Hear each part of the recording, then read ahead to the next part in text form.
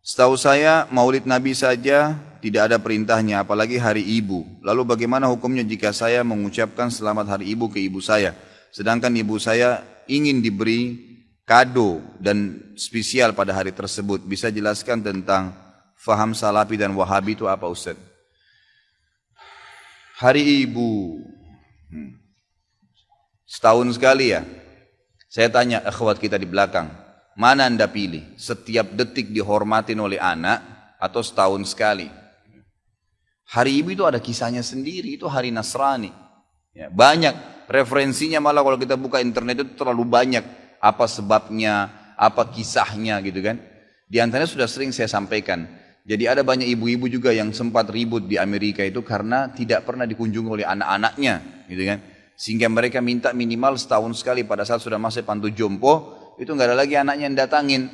Maka mereka sampaikan kepada pemerintah Amerika untuk diadakan khusus tanggal biar hari ibu, biar mereka bisa datang melihat kami gitu. Karena kalau sudah kerja, kalau sudah balik, sudah disuruh kerja keluar rumah, lalu kemudian mereka mandiri. Orang tuanya tinggal dimasukin panti jompo, sampai ada yang meninggal pun orang tua tidak diurus lagi.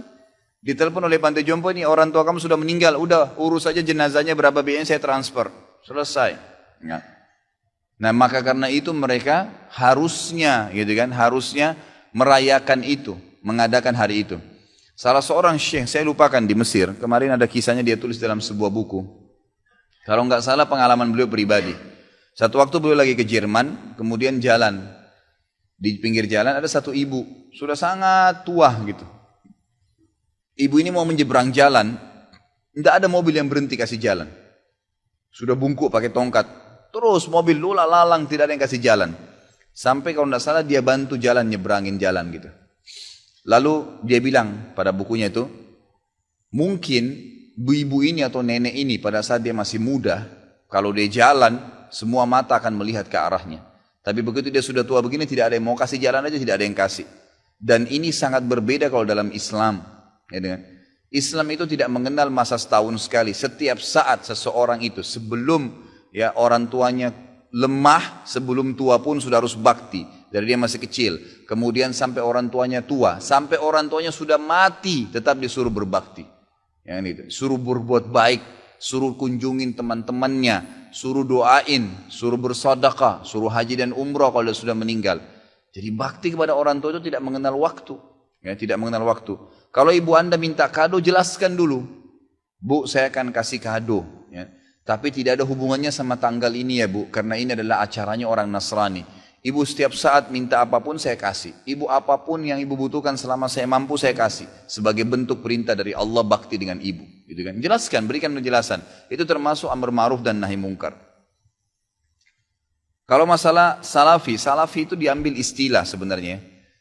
Teman-teman kita yang berdakwah sekarang di Indonesia ini berfaham sunnah, termasuk mungkin pengajian kita ini seringkali dikatakan pengajian salafi, pengajian wahabi. Karena setiap kali dalam pengajian-pengajian ini kita selalu mengatakan salaf ummah. Ada orang-orang terdahulu sebelum kita dari kaum salaf ummah. Salaf ini yang telah mendahului, itu yang dimaksud sahabat dan tabi'in. Itu yang dimaksud dengan kaum salaf, ya, kaum salaf. Salaful ummah telah berkata seperti ini, para sahabat dan tabi'in. Nah, karena sering mengucapkan ada istilah salaf dikatakan kelompok salafi, padahal sebenarnya tidak ada kelompok ini gitu. Ini cuma istilah sebenarnya diistilahkan gitu kan. Karena ada keluar kalimat itu. Kalau Wahabi ini sebenarnya dulu pernah ada pemahaman keliru ya di Maroko, berfaham diistilahkan Wahabi. Itu di zaman mungkin masih sudah lama, mungkin zaman Abbasiyah. Kemudian dihancurkan oleh Khilafah Abbasiyah dan pemimpinnya sudah dibunuh, dihukum mati, udah habis gitu kan. Nah, pemahaman ini memang pemahaman yang tidak benar awalnya. Kemudian setelah ya, pemahaman Syiah banyak ya, diperbaikin, diluruskan di Jazirah Arab, ya, dan orang-orang Sunni banyak mengistilahkan ini Syiah. Hati-hatilah, orang Syiah itu mencaci maki, mengkafirkan para sahabat, kecuali Ali dan beberapa orang sahabat Nabi. Sementara ahli sunnah itu malah menghormati semua sahabat termasuk Ali. Tidak pernah ada ahli sunnah mencaci maki Ali radhiyallahu anhu. Kita muliakan dan kita terima. Semua keluarga Nabi SAW kita hormatin, ya. Kita berikan salam dan salawat setiap kali kita tahiyat kepada mereka. Gitu ya. Nah orang-orang Syiah yang tidak menerima selalu diserang oleh ahli sunnah, gitu kan? Karena kalau dikatakan sunnah, sunni dan syi'i, ya gitu. Sunni itu artinya orang yang mengikuti sunnah. Sebenarnya orang Syiah tidak mau istilah itu melengket pada kita, nggak mau. Karena kalau difaham pemahaman sunni, berarti orang-orang yang ikuti sunnah Nabi. Syiah berarti yang mengikuti pemahaman Ali, gitu kan? Seperti itu. Jadi pasti orang lebih cenderung memilih, oh berarti pemahaman sunni dong, ikuti Nabi. Yang ahli sunnah juga menghormati Ali, kok nggak ada masalah, gitu kan? Maka orang-orang Syiah mengeluarkan istilah Wahabi yang tadinya awalnya tidak baik nih, dilempar kepada orang-orang yang faham Sunni. Makanya orang-orang Syiah di Iran itu mengatakan Saudi negeri Wahabi, gitu kan? Maksudnya negeri yang menjalankan sunnah. Kalau dia bilang itu negeri pusatnya Sunni, orang-orang akan dukung pasti. Tapi kalau dikatakan negeri itu negeri Wahabi, orang akan berpikir apa nih Wahabi ini? Bisa saja orang kembali kalau baca sejarah ke histori buruk tentang kisah Wahabi yang awal tuh, yang memang tidak benar, gitu kan? Padahal tidak pernah sama sekali ada istilah Wahabi. Saya tinggal di Saudi, waktu saya mau berangkat pertama, subhanallah, tahun 90, sekolah di Madinah. Waktu itu masih kelas SMA ya.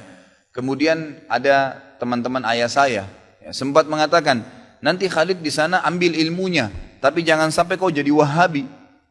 Saya berangkat terus terang, saya pikir Wahabi ini momok monster yang menakutkan. Setiap kali ada guru saya masuk, dosen saya masuk, saya selalu ini Wahabi nih. Yang berjenggot ngomong apa nih Wahabi nih. Gitu. Selalu begitu, gitu kan? Karena ayah saya seorang yang dikenal, gitu kan? Seorang yang tokoh masyarakat di Makassar.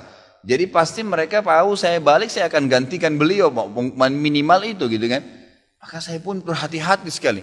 Subhanallah, mungkin 3 bulan sampai 6 bulan pertama itu semua momok yang kayak menakutkan. Tapi setelah saya muhasabah diri saya, enggak pernah orang-orang ini, enggak ada omongan kasar. Dan selalu yang keluar dari mulut mereka, qala Allah, qala Rasul. Allah berfirman, Rasulullah bersabda. Kalaupun dikuatkan, sahabat Abdullah bin Umar berkata, Abdullah bin Abbas berkata, selalu begitu. Enggak pernah ada, ini pendapat saya, oh ini pendapat Wahabi, enggak ada. Kalau orang Syiah selalu, kelompok Syiah, selalu digembar-gemborkan Syiah. Kita enggak pernah, enggak ada begitu. Lalu saya bilang, ini pemahaman yang salah.